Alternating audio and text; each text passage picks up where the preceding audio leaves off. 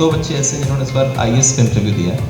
मैं उनसे रिक्वेस्ट करूंगा कि या तो अपनी जगह पे ही बैठ करके आप माइक पहुंचा दें उनको, थोड़ा सा बताएं, टीचर्स को भी बताएं, प्रोफेसर्स को भी बताएं, और जो स्टूडेंट बैठे उनको बताएं आपसे UPSC ने बोर्ड में क्या क्या प्रश्न किए और क्या कोई प्रश्न आगरा से भी रिलेटेड था, ये भी डिस्कस करेंगे। सेटिंग थी, ऑल 5 वर मेल्स एंड सब एल्डरली थे। लाइक आई फेल्ट कि जैसे मैं अपने नाना जी या दादाजी से बात कर रही हूँ। इट वॉज लाइक दैट, कुछ भी बहुत फॉर्मल नहीं था, it was a very informal kind of situation और एक कन्वर्सेशन जैसा फील हुआ। So first they started with my hobbies. मैंने 2 हॉबीज़ स्टेट करी थी। First was spending time with stray dogs and second was Kathak. So the chairman started with my hobbies, then one by one, क्योंकि मेरा optional जो था वो political science and international relations था, तो I was asked questions on that. For instance कि क्या reasons हैं why is right becoming popular across the countries. ठीक है, इसका I try to answer but not to his satisfaction. तो उन्होंने कहा कि नहीं ये भी हो सकता है, there were some counter questions. तो आई सेड ठीक है sir, I would have to read more on that. तो इस तरीके से जो क्वेश्चंस मुझे नहीं आए, आई सेड कि सर आई डोंट नो, तो दैट वाज कम्प्लीटली नॉर्मल। उसके बाद दे ट्राइड आस्किंग मी कि how can we make our democracy more inclusive. Then there were some comparisons India और चाइना के बीच में। फॉर इंस्टेंस दे सेड कि China की इकोनॉमिक ग्रोथ आज कहाँ है एंड वेयर इज़ इंडिया। तो हम सस्टेनेबल और इंक्लूसिव ग्रोथ की बात करें, वेयर इज़ इंडिया। तो चाइना का डेमोक्रेटिक सिस्टम, जो चाइना का सिस्टम है, political system is better. However I answered कि सर वहाँ पर अथॉरिटेरियन सिस्टम है, वहाँ डिसीजंस बहुत जल्दी लिए जाते हैं और इन्फोर्स करे जाते हैं। ऑन दी अदर हैंड हम लोग डेलिब्रेट करते हैं, हम डिस्कस करते हैं। हमारे पास जो सिविल लिबर्टीज़ हैं वो चाइना में नहीं है। तो it may take time for us to take decisions and enforce them, but हम कंसेंसस के साथ स्टार्ट करते हैं। देन ऑन दैट डे, क्योंकि हमारे बोर्ड के अंदर 6 मेंबर्स गए थे and I was the only girl, तो दे आस्क्ड मी कि why are girls not able to make it. तो मैंने बताया कि सर पिछली बार 3 टॉप रैंकर्स गर्ल्स थी एंड मैंने कहा सर कुछ पेरेंटल साइड से, कुछ सोसाइटल साइड से गर्ल्स को सपोर्ट नहीं मिलता है हायर एजुकेशन के रिगार्डिंग। मैंने कहा सर जैसे मेरा ये 2nd अटैम्प्ट है, आई हैव सीन बॉयज़ जो 5th अटैम्प्ट में भी यहाँ तक पहुँच रहे हैं, बट मुझे लगता है कि लड़कियों के साथ जैसे जैसे अटैम्प्ट्स निकलते जाते हैं वो सपोर्ट कम होता जाता है।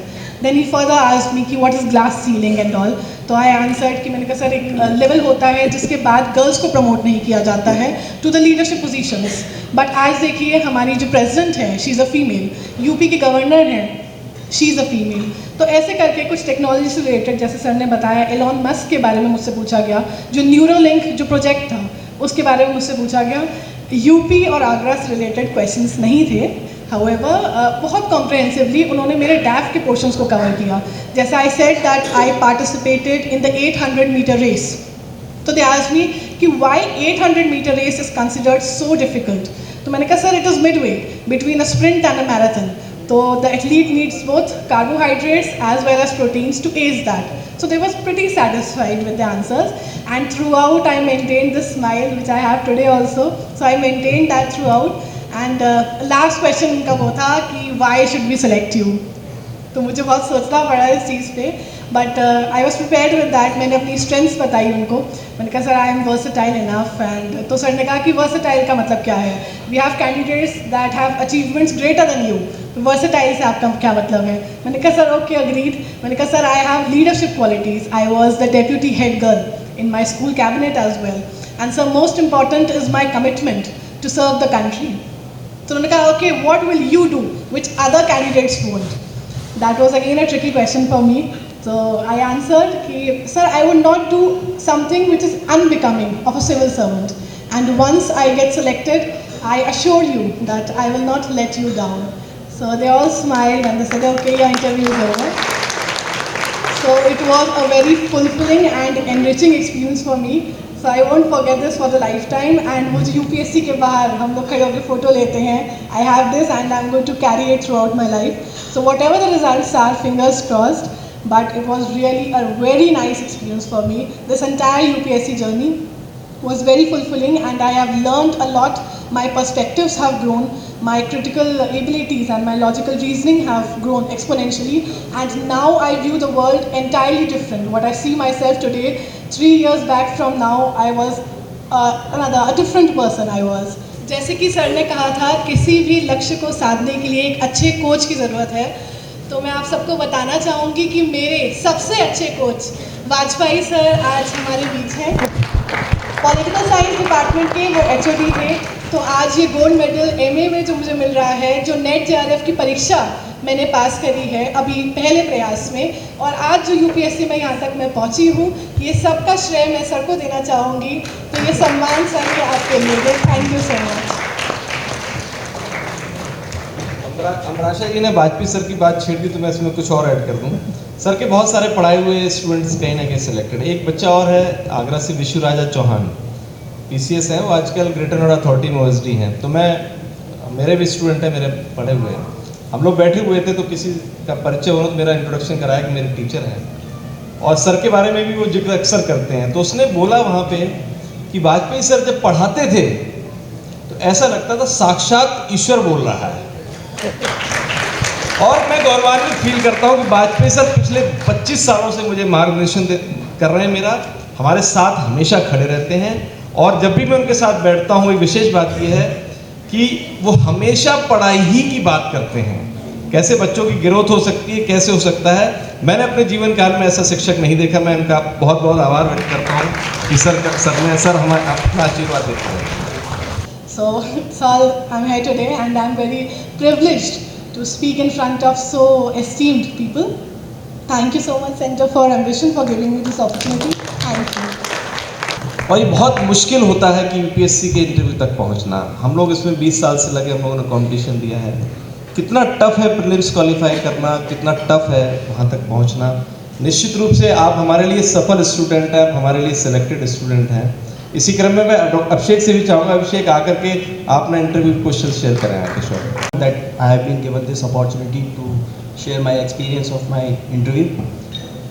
सो first of all I would just like to say that जो मेरा बैकग्राउंड है वो it is actually I am a engineer. So I have worked in corporate for around 5 years।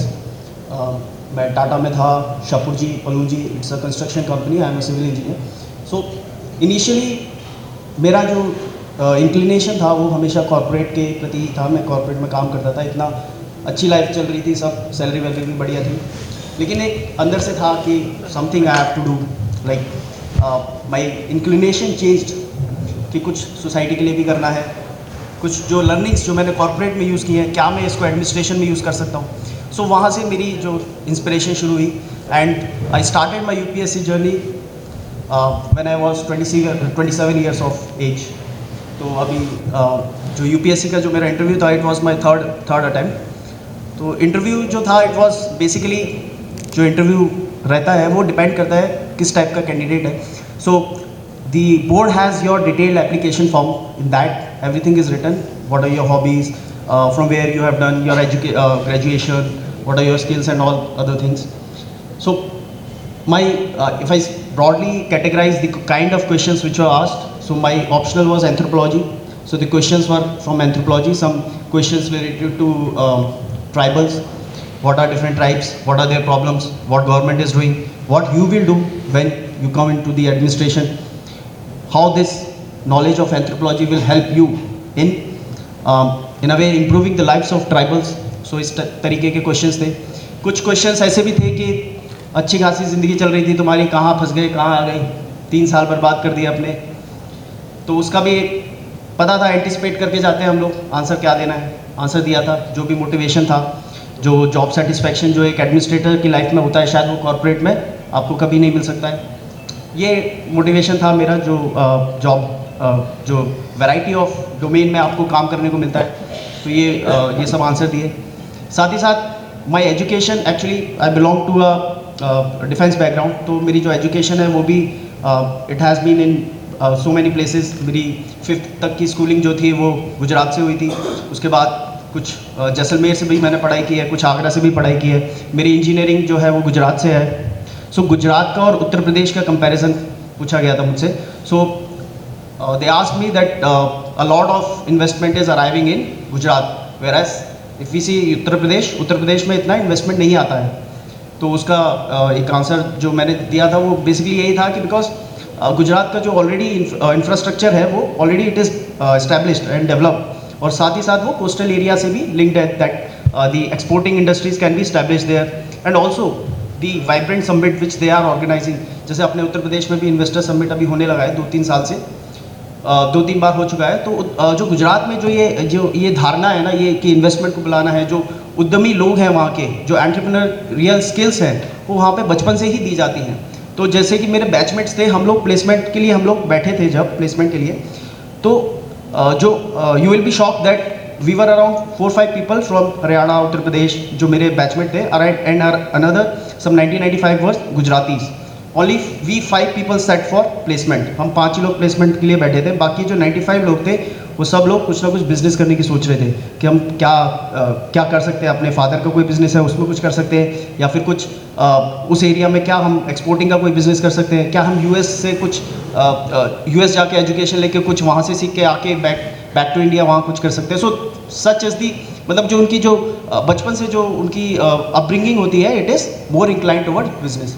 सो इस तरीके के क्वेश्चंस थे। और एंड में जाते जाते व्हेन आई वाज गोइंग, उन्होंने पूछा था, I was the last candidate of that day, so they asked me that what do you think you will get more marks because you are last और less marks because you are last. So for that I answered that UPSC is known for its non-biasness and neutrality, and I believe it doesn't matter whether I am first or last.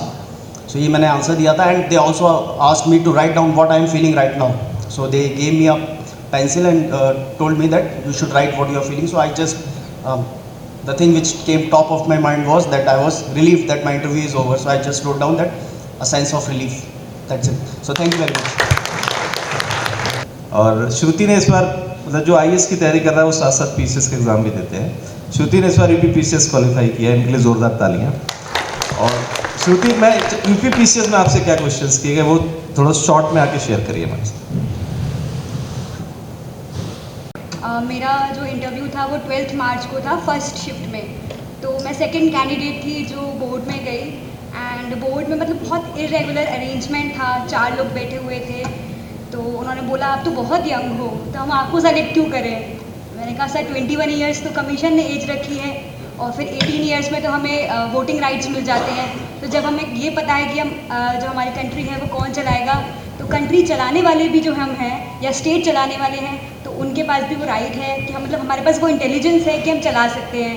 तो they were pretty satisfied with my answer. और उसके बाद उन्होंने मुझसे पूछा कि अभी आपने क्या करा है, क्या कर रहे हो। तो I said I just have completed my masters in economics. तो उन्होंने काफ़ी क्वेश्चंस मुझसे इकनॉमिक्स पे पूछे थे, जैसे बहुत थ्योरीज पे, कीन्स की, पिगो की theory, welfare economics, labour economics पे, तो ग्राफ्स पूछे थे। तो जितना मुझे आता था उतना मैंने बताया, बट मैंने वहाँ पे गैम्बलिंग नहीं किया, ब्लफ नहीं किया, जो नहीं आता है वो नहीं आता। तो I just said sorry sir. तो वो समझाया भी था आपको। हाँ। और उसके बाद मुझसे आधार कार्ड पे काफ़ी क्वेश्चंस पूछे गए थे कि आधार कार्ड सरकार क्यों लेके आई है, जब आधार कार्ड नहीं था तो उससे पहले का सीन क्या था, आधार कार्ड लेके आई है तो उसके बाद का सीन क्या है। और आपको नहीं लगता कि आधार कार्ड का बहुत ज़्यादा इन्वॉल्वमेंट है, सारे जितनी भी योजनाएं हैं या सरकार जो भी पॉलिसीज़ लेके आ रही है उसमें आधार कार्ड का काफ़ी इन्वॉल्वमेंट है। तो क्या ये सही है, क्या ये गलत है, और आधार कार्ड का सिटीजनशिप से क्या लेना देना है। तो मैंने कहा कि ऐसा कोई लेना देना नहीं है, इट जस्ट एन बेनिफिशरी को आइडेंटिफिकेशन के लिए दिया गया है, सिटीजनशिप से इसका कोई लेना देना नहीं है।